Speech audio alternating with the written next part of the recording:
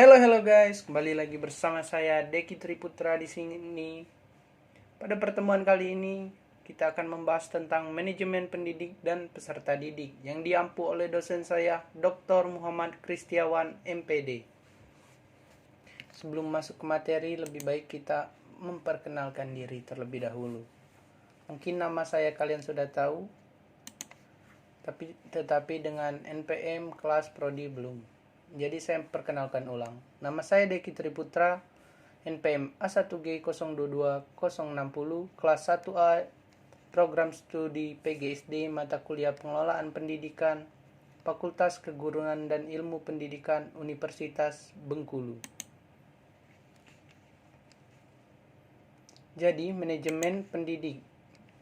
Manajemen pendidik merupakan aktivitas yang harus dilakukan mulai dari pendidik masuk ke dalam organisasi pendidikan sampai akhirnya berhenti melalui proses perencanaan SDM, perekrutan, seleksi, penempatan, pemberian kompensasi, penghargaan, pendidikan, dan latihan pengembangan dan pemberhentian.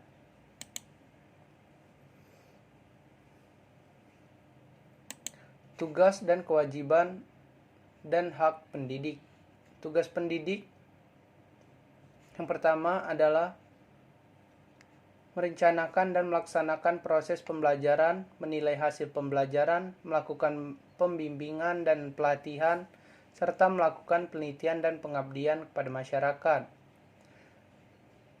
Tugas guru sebagai profesi. Tugas ini menuntut kepada guru untuk mengembangkan potensi profesionalisme diri sesuai perkembangan ilmu pengetahuan dan teknologi. Mendidik, mengajar, dan melatih anak didik adalah tugas guru sebagai profesi guru.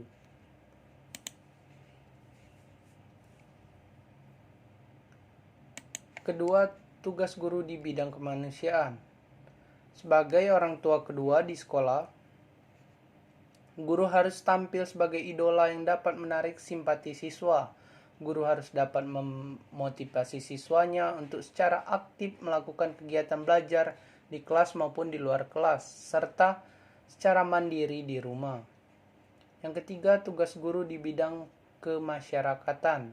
Mendidik dan mengajar masyarakat untuk menjadi warga negara yang bertanggung jawab dan menjunjung tinggi nilai moral, sosial, maupun keagamaan, dan menjadikan anggota masyarakat sebagai insan pembangun.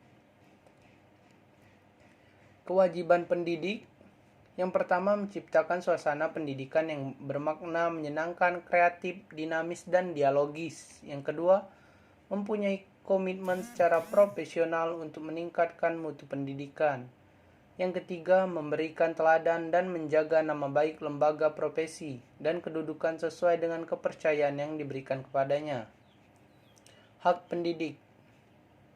Hak pendidik yang pertama, penghasilan dan jaminan kesejahteraan sosial yang pantas dan memadai, penghargaan sesuai dengan tugas dan prestasi kerja. Yang ketiga, pembinaan karir sesuai dengan tuntutan perkembangan kualitas. Yang keempat, perlindungan hukum dalam melaksanakan tugas dan hak atas hasil kekayaan intelektual. Yang kelima, kesempatan untuk menggunakan sarana, prasarana, dan fasilitas pendidikan untuk menunjang kelancaran pelaksanaan tugas.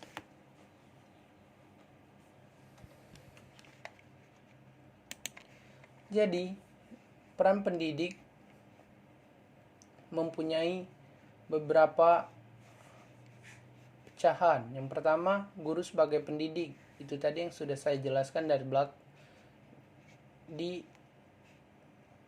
menit sebelumnya, yang merupakan menjadi teladan, panutan, dan tokoh yang akan diidentifikasikan oleh peserta didik. Guru sebagai pengajar.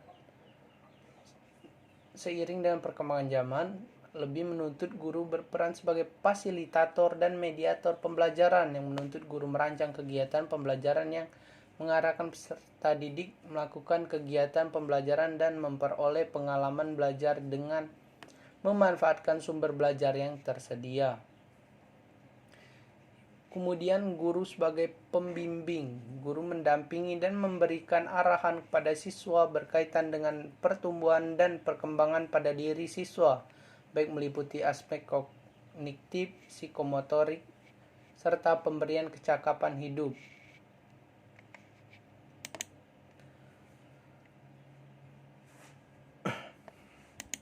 Guru sebagai penasihat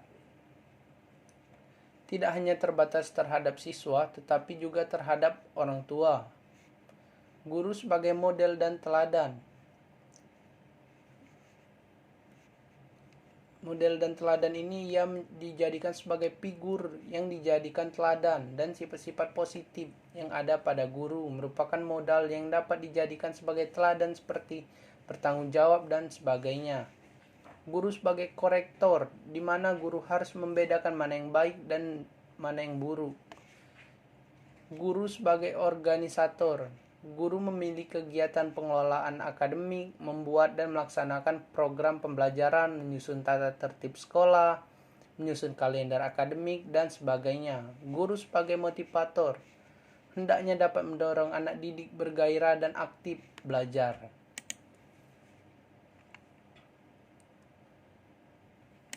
Guru sebagai fasilitator, guru yang hendaknya menyediakan fasilitas yang memudahkan kegiatan belajar anak didik. Guru sebagai pengelola kelas adalah guru yang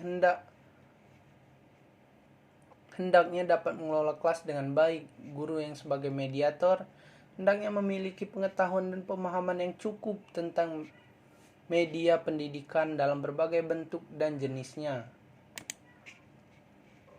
Guru sebagai evaluator dituntut untuk menjadi seorang evaluator yang baik dan jujur dengan penilaian yang menyentuh aspek ekstrinsik. Kita masuk ke yang 4, penguasaan kompetensi peserta didik. Kompetensi pendidik, seorang pendidik harus menguasai sejumlah kompetensi, baik kompetensi yang sifatnya sangat mendasar maupun kompetensi yang sifatnya tuntutan dan perkembangan profesi keguruan. Pertama, harus menguasai bahan, mengelola program pembelajaran, mengelola kelas, menggunakan media atau sumber belajar, menguasai landasan kependidikan, mengelola interaksi pembelajaran, menilai prestasi siswa untuk kepentingan pendidikan, mengenal fungsi dan pelayanan bimbingan dan penyuluhan. Yang ke-9, mengenal dan menyelenggarakan administrasi sekolah. Yang ke-10, memahami prinsip-prinsip dan menafsirkan hasil penelitian pendidikan guna keperluan pengajaran. Dan penguasaan pedagogi, kepribadian sosial dan profesional.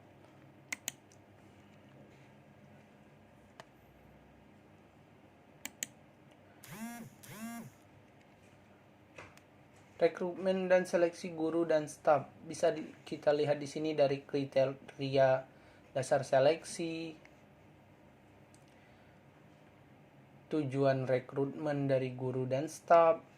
Di sini rekrutmen, seleksi guru dan staf mempunyai banyak kriteria. Jadi harus dipersiapkan. Cara, metode, dan seleksinya harus juga dipersiapkan jika ingin menjadi guru dan staf.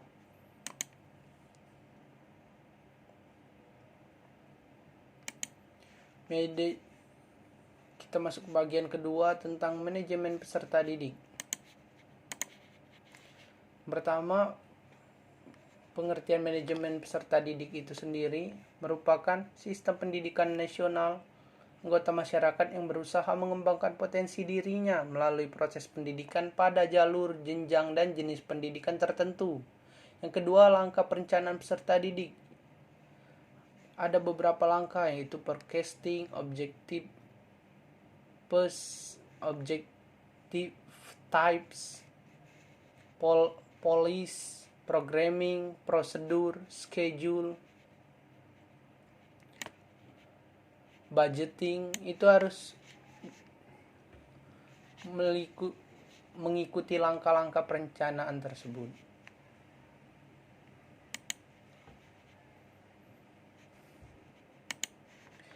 Yang 3, kebijakan penerimaan peserta didik baru. Kebijakan operasional penerimaan peserta didik baru memuat aturan mengenai jumlah peserta didik yang dapat diterima di suatu sekolah. Penentuan mengenai jumlah peserta didik juga didasarkan atas kenyataan yang ada di sekolah, seperti faktor kondisi, banyaknya ruangan, dan kursi dan bangku yang memadai atau tidak.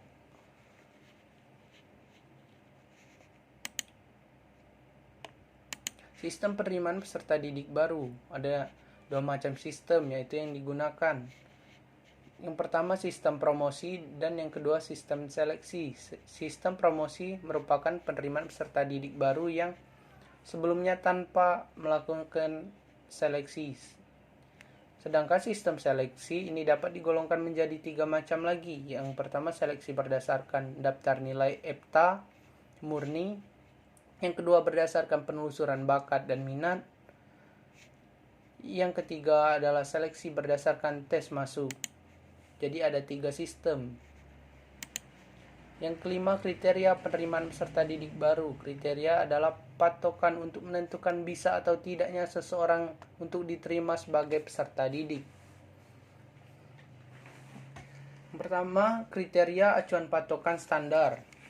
Kriteria merupakan suatu penerimaan peserta didik yang didasarkan oleh patokan-patokan yang telah ditentukan sebelumnya. Kriteria acuan norma, yaitu penerimaan peserta didik yang didasarkan atas keseluruhan prestasi peserta didik yang mengikuti seleksi. Yang ketiga, kriteria berdasarkan daya tampung sekolah. Sekolah terlebih dahulu menentukan berapa jumlah daya tampung calon peserta didik yang akan diterima.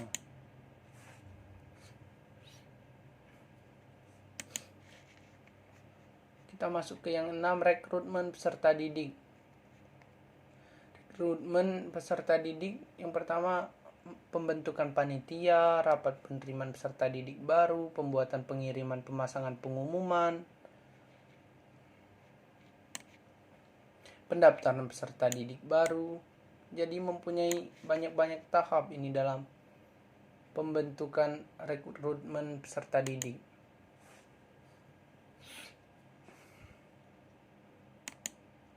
Ada lagi seleksi peserta didik baru dan pengumuman peserta didik baru yang diterima atau yang tidak. Kalau sudah diterima, melakukan pendaftaran ulang.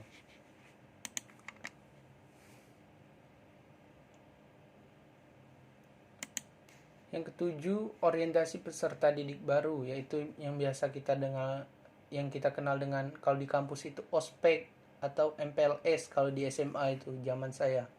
Masa pengenalan lingkungan sekolah yang perlu dilakukan karena meliputi kepala sekolah, guru, tenaga tata usaha, teman sebaya, kakak kelas, peraturan tata tertib sekolah, layanan peserta didik, dan lingkungan sekolah. Jadi harus dikenalkan oleh peserta didik baru itu.